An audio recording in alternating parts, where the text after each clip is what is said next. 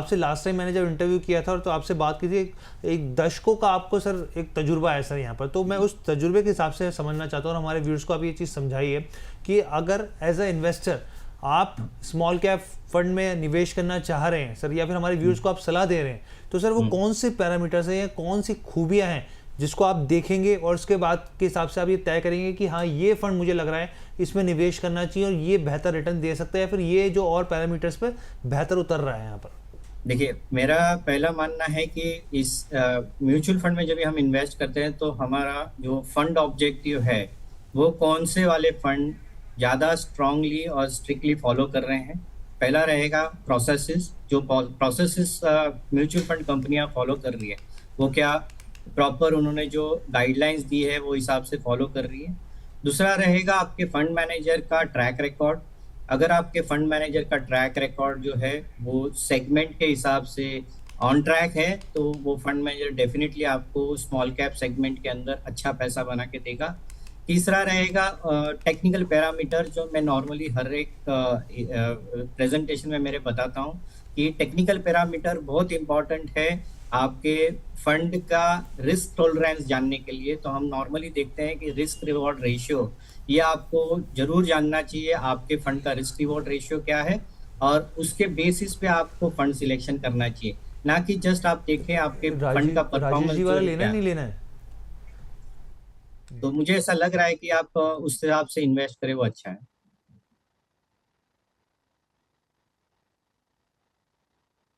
ये जानकारी हमारे साथ साझा करिए और तमाम व्यूअर्स जो हैं एक के बाद एक सवाल भेज रहे हैं, और यहाँ पर जो है बंदोपाध्याय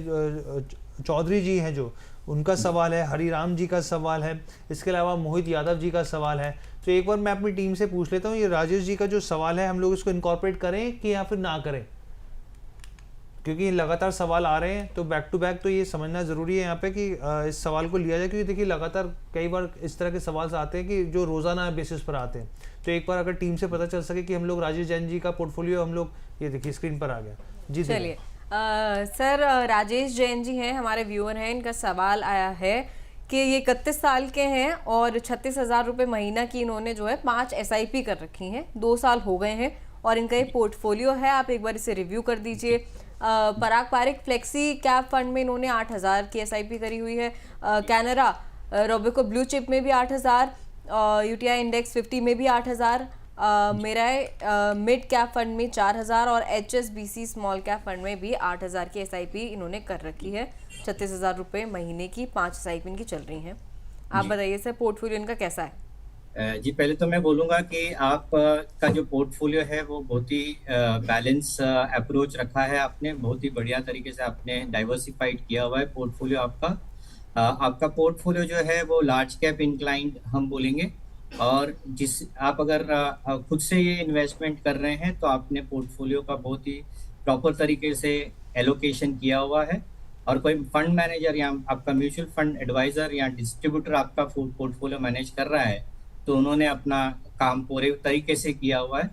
आपका पोर्टफोलियो जो है वो एकदम ही बैलेंस है, क्योंकि आपने फ्लेक्सी कैप लिया हुआ है जो लार्ज कैप इंक्लाइंड पोर्टफोलियो रहेगा। ब्लू चिप पोर्टफोलियो जो है कैनरा का ब्लू चिप फंड, वो भी आपका लार्ज कैप इंक्लाइंड पोर्टफोलियो है। यूटीआई इंडेक्स जो है 50 इंडेक्स फंड है, बट फिर भी वो भी लार्ज कैप तरफ इशारा करता है, या उनका इंक्लाइनमेंट लार्ज कैप की तरफ है। मिड कैप 4,000 रुपए से है और स्मॉल कैप 8,000 से है। तो ओवरऑल आपका पोर्टफोलियो जो है बहुत ही बैलेंस अप्रोच की तरह है। मुझे लग रहा है कि ये पोर्टफोलियो आपको नेक्स्ट 5 साल अगर आप इस पोर्टफोलियो को कंटिन्यू करें तो आपको अच्छे रिटर्न्स देखने की उम्मीद रख सकते हैं आप। चलिए, राजेश जैन जी के सवाल का जवाब सर के जरिए यहाँ पे दे दिया गया है। अब सर सवाल अगला ये है यहाँ पे कि स्मॉल कैप फंड में कितना जोखिम होता है, क्योंकि देखिए हमारे व्यूअर्स जो हैं बहुत जल्दी यहाँ पे ल्यूक्रेटिव रिटर्न्स जो होते हैं जिस तरीके से देखने को मिलते हैं उससे प्रभावित तो हो जाते हैं यहाँ पर। लेकिन मेरा सवाल यहाँ पर ये है कि हमारे व्यूअर्स को सर ये भी बताइए कि इसमें जोखिम कितना होता है और एक निवेशक के तौर पर इस रिस्क को कैसे समझना चाहिए और कैसे समझाना चाहिए।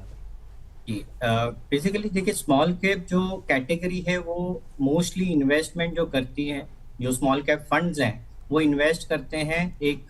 स्मॉल छोटी कंपनियों में जिनका ओवरऑल जो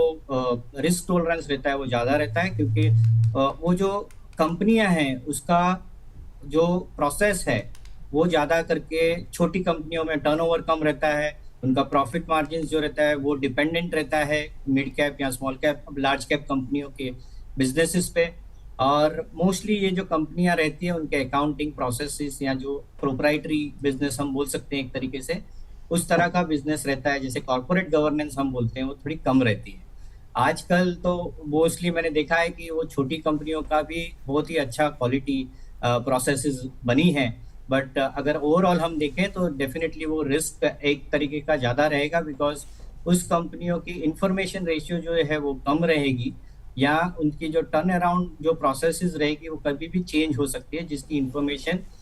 मार्केट को बहुत लेट मिलती है या फिर अचानक से मिलेगी, जिसकी वजह से वो पर्टिकुलर कंपनी के स्टॉक्स आगे पीछे या ऊपर नीचे होते हैं।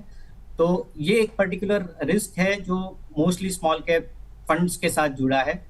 हमारे जो फंड मैनेजर्स है, आजकल जितने भी फंड मैनेजर जो स्मॉल कैप फंड मैनेज कर रहे हैं, मैंने हर एक फंड मैनेजर से के रिटर्न्स और परफॉर्मेंस देखे हैं। सभी फंड मैनेजर बहुत ही अच्छे से अपना काम कर रहे हैं। रिस्क प्रोफाइल या रिस्क टॉलरेंस जो बोलते हैं पोर्टफोलियो का, वो अच्छे से देख रहे हैं, ना कि कोई कंपनी के साथ में वो जुड़े रहते हैं या ऑटोमेटिकली उनके जो पोर्टफोलियो की जो रिस्ट्रक्चरिंग स्टाइल है वो कहीं ना कहीं